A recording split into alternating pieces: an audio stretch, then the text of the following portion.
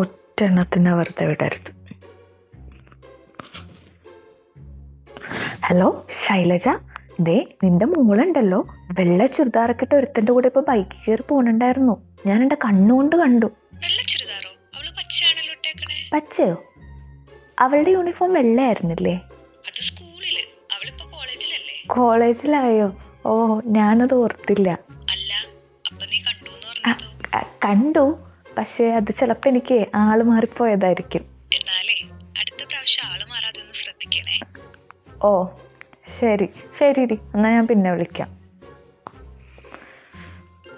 ശാന്തനെ വിളിക്കാം. അവളുടെ മോളാകുമ്പോ black lover, black ചെയ്തോ.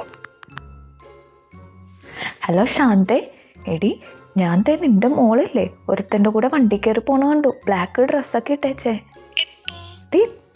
ഇപ്പൊ ഞാൻ കണ്ടിട്ട് വന്നേ ഉള്ളൂ.